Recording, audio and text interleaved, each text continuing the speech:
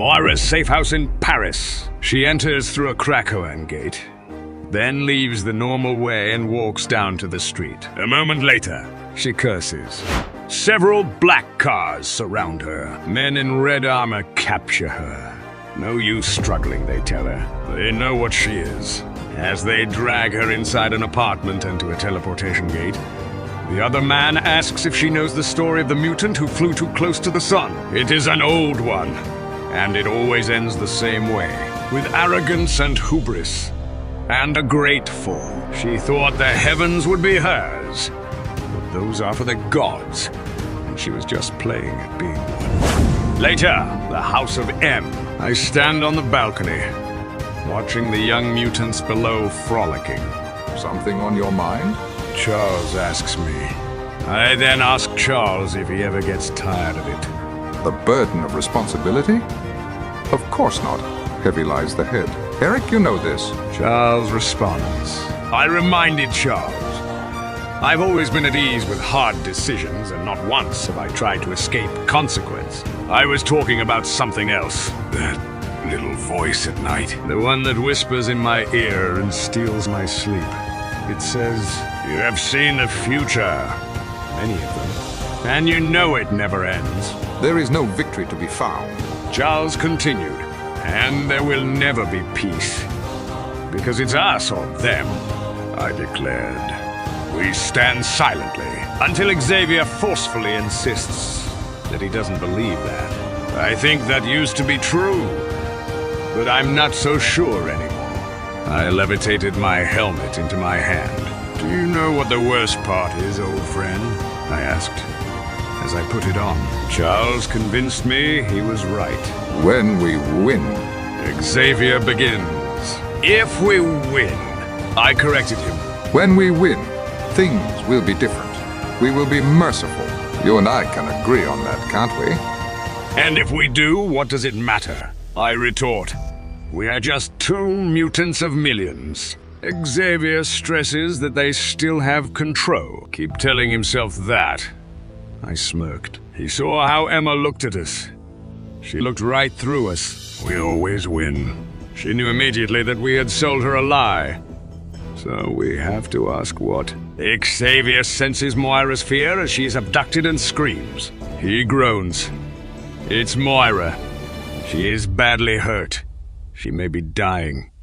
He asks me to find her. I located her in Terra Verde.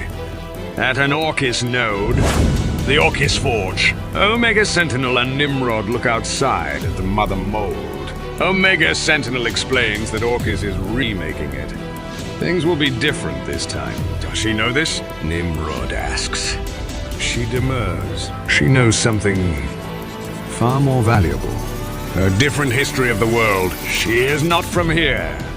Nimrod decides. And she asks. She is not from now. He continues. And she repeats. Nimrod continues that she hid it well, but once you see it, you can't unsee it. The Tachyon decay gives her away. He has many questions, but one of them is paramount. Where is she from? Mutant hell. Omega Sentinel replies, and the climb out has been long and perilous. In the future, she is from this once human host, Karima Shapander. Originally achieved full Omega synthesis 2 years from this date. Why? He asks. To see him born, she replies. Early and fit for the coming wars. She is here for him, he asks. She is here for him now, she corrects. Before it's too late to prevent any of what happened, listen to her. In the future she is from. The mutants always win. Soon the children of the Vault, post-humanity, should emerge. They will appear to be dominant. A threat to supplant humanity and mutant kind alike. But fractured and warring on two fronts, they would eventually fall to Krakoa. Namely, Apocalypse and his family. Nimrod was born in the years that followed. Lesser than he is now, but still a marvel of marvels. A great machine. But his emergence did not go unnoticed by the mutant nation. And his makers sent him back in time to fight mutant dumb in its infancy. This Nimrod, this flawed version of him, failed. Earth, the entire Sol system, was lost to both humans and machines.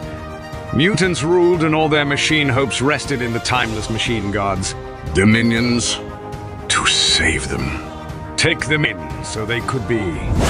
But the mutants captured the celestial powers, life and death, and using the Phoenix Blade, the child of the sun, who wielded it with vigor, destroyed Titan after Titan, Dominion after Dominion, and ended the machine future forever. Except for her. Omega, the end of the line, the trickster Titan. Betrayer of its brothers and sisters. Downloaded her mind and sent it through a black hole to infect and overwrite the version of her who lived in the past, but had not yet awakened. She closed her eyes in mutant hell and opened them years ago here. All her days of a future past. Nimrod begins to understand that she founded Orchis. She found Dr. Killian Devo, took his eyes and replaced them with something more effective. She changed his reality and repurposed his mind. He believes that he has lived through what she has lived through and came from the future with her to change the world.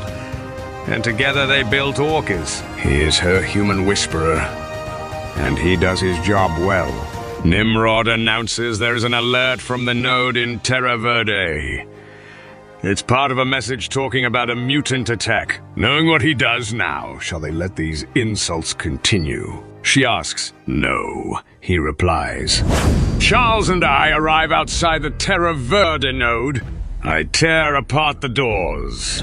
We step in to find a group of massacred Orchis forces. I announce the signal from Moira is coming from deep within the base. We followed the signal further into the base, past more dead bodies. Outside a steel door, I announced I have found her elsewhere. Mystique wakes Moira up. She is sitting on a chair. Does she honestly believe those men are coming to save her? She hopes not. Because Moira couldn't be more wrong. There is something she needs to understand. We cannot save her. Not this time. A moment later, we find ourselves facing an army of Orchis soldiers and teleporting in our Nimrod and Omega Sentinel. The leader tells us we are trespassing. Orchis' forces have power dampeners and stasis projectors. He orders us to surrender or Orchis will take us by force. Charles and I are deep in a telepathic conversation. We note Nimrod and Omega Sentinel's presence, but Xavier cannot locate Moira MacTaggert. I am sure Orchis have her, and this is some kind of trap. Xavier fears it will be more complicated, but their course remains simple. Find her. Destroy them. So, after all we have built, nothing has changed. I muses. Once again, we win or die. Is Charles with me? Always. Xavier promises. The commander shouts again, this is your last chance. Nimrod asks if he doesn't recognize the look in their eyes. These two would die for their cause. So would they, the commander retorts. So he has, Omega Sentinel informs him cruelly. He was dead as soon as he walked through that gate. What? The man utters. Nimrod replies that this battle is for Titans, those of consequence. And he? It is as if he isn't even here. Nimrod kills him with an energy blast.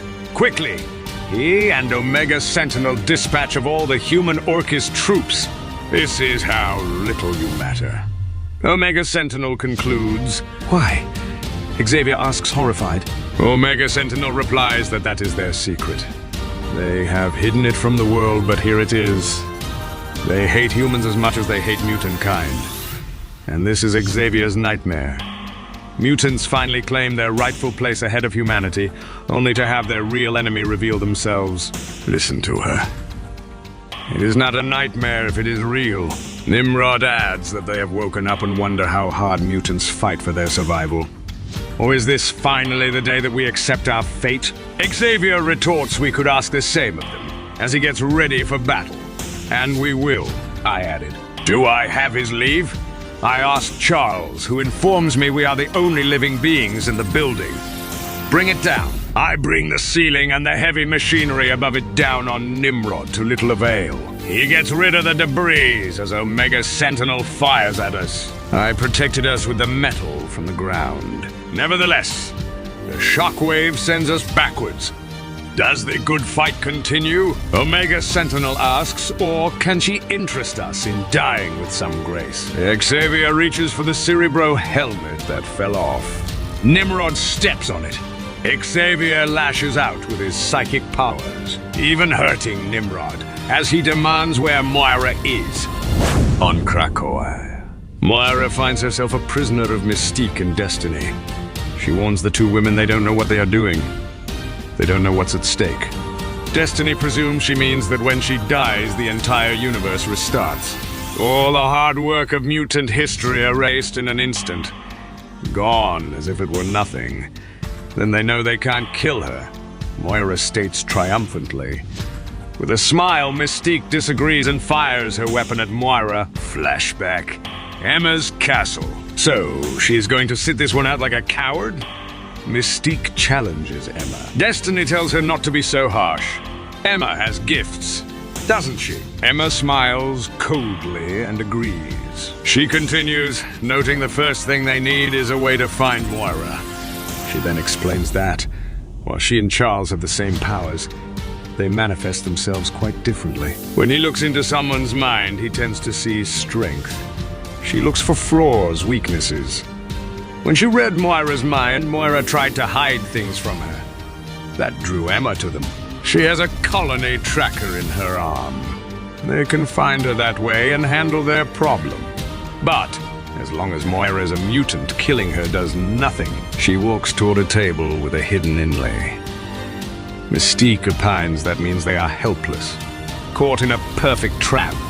They cannot kill her as long as she is a mutant, Emma agrees.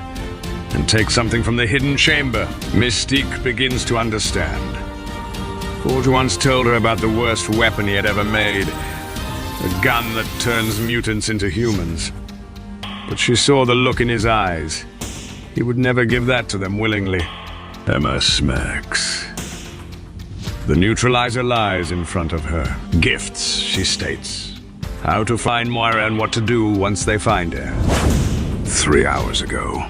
Mystique got the intel she wanted, posing as Sage. 1 hour ago, Moira was abducted by 2 Orchis people in red suits. One of them is really Mystique. 40 minutes ago. After taking her to Orchis, Mystique threw a gas grenade with only her and Moira wearing a mask, getting rid of the other agents.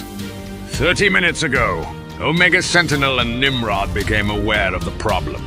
24 minutes ago, Mystique turned toward Moira and drew a big knife. 20 minutes ago, Mystique had cut off Moira's lower left arm where the tracker was and took her to a Krakoan gate where Destiny was waiting. Now, Mystique muses that she was so angry with Xavier and myself for the way we treated her. She didn't understand our cruelty. But then she showed us. Moira shared who she really was with the White Queen, and she, in turn, showed them Moira who and what she really is. And then Mystique understood why Xavier and I worked so hard to keep the two of them apart. Why Moira feared them. They burned her in another life. It wasn't that Moira hated what she was. It was that she felt the need to hate what they were too. But now, after all these lives and all this time, Moira is human. Mystique has given her what she always wanted. How does it feel?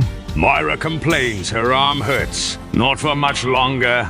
Raven smirks. This is your plan, Moira demands.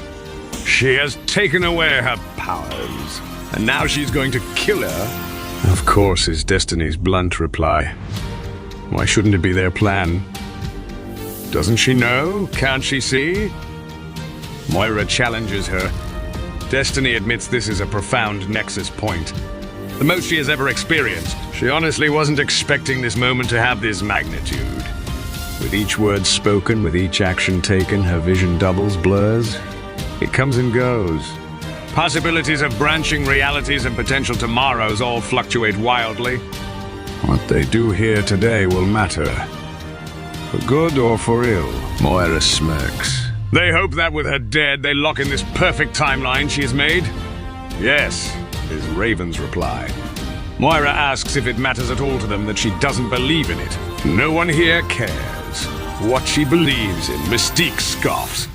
They know who she really is, a traitor to her kind.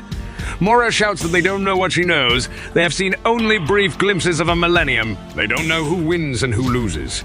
She does. She reveals it is the same thing every time.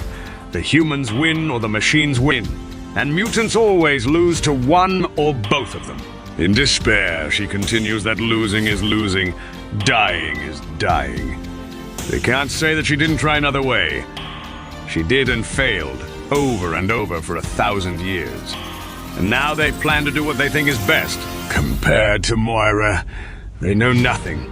They're like a child talking about hopes and wishes. Mystique asks if her secret desire is for mutant kind to take a side between humans and machines. Moira shouts that she wants to save them. Destiny corrects her. She wants to cure them. Yes, Moira agrees, exhausted. With something like this, Mystique supposes, holding the neutralizer. What a horrible device. She muses, but once created, impossible to forget. It should have been destroyed the moment it was made and its design wiped from Forge's mind forever.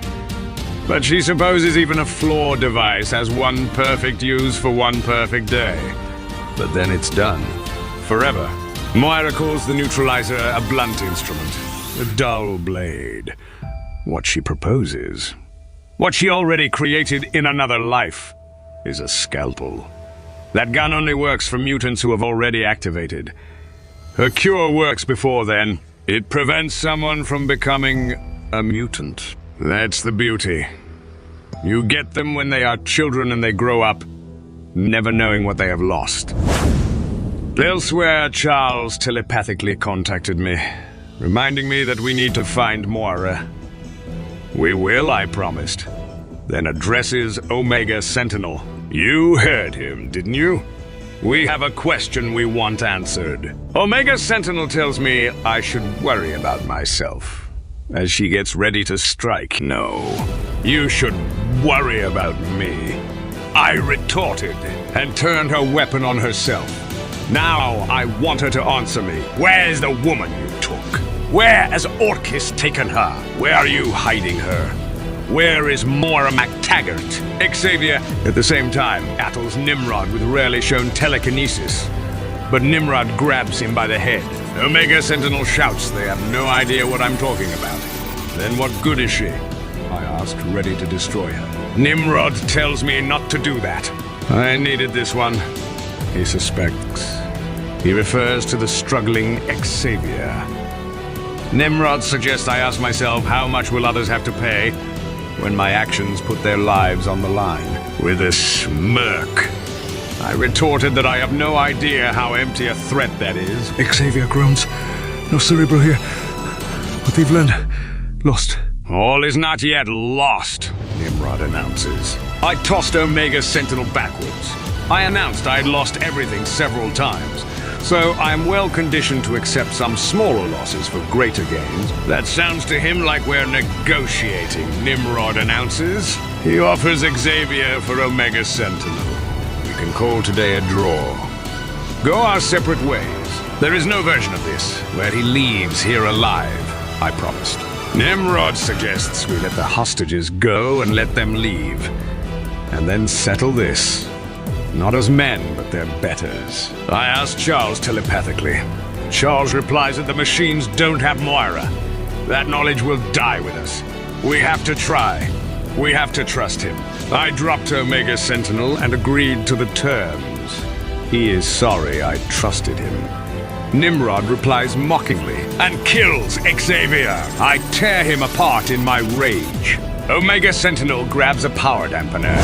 I tear off Omega's limbs, while I then focus on Nimrod.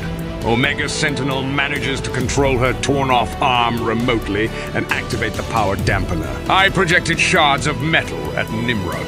Omega Sentinel roars as she pressed the dampener. Suddenly, I'm not able to feel my powers. Nimrod then strikes me with a killing blow. Dying, I groaned as she asked if I'm interested in mercy. This isn't over. Of course. Omega Sentinel scoffs. They fight. The humans fight.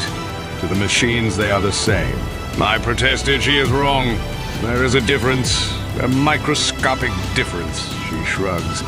But not for how we see the machines.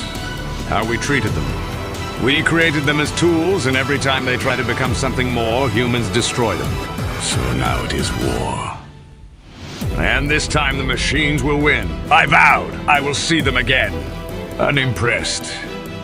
They tell me they are the future. 1 week later, Abba Magna. Emma Frost waits for 2 shells to break. What is it he likes to say in these times, she asks the shell of Xavier. To me, my X-Men. She welcomes us back. How long? I ask simply. Long enough for things to change, she replies cryptically. Especially those who needed it the most. What has she done? Xavier asks. Exactly what he would have done, she retorts.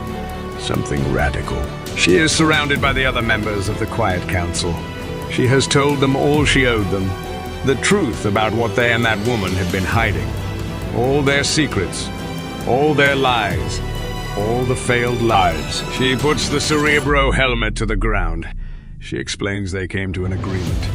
They decided Charles and I weren't wrong to keep the secrets. We were just wrong to keep them to ourselves. So now they will be held by them all. The Quiet Council is a curse now, not just a burden. However, it is one they will continue to share, for their people and so will both of us. But Charles most of all. Their first among equals, their leader of mutants, the most guilty of them all. Heavy is their head, Professor X. Enjoy your crown. He reaches for the Cerebro helmet and puts it on. Earth. Home of the mutants. We made a thing. An act of pure creation. An act of desperation. To once and for all save our people. All of them. The nation's founders. The always faithful. The trustworthy. The innocent children. Their broken keepers. The heroes. And the villains. The killers. The liars. And the true believers. Krakoa was created to last. To endure the end of times. Built on hope. Paid in full.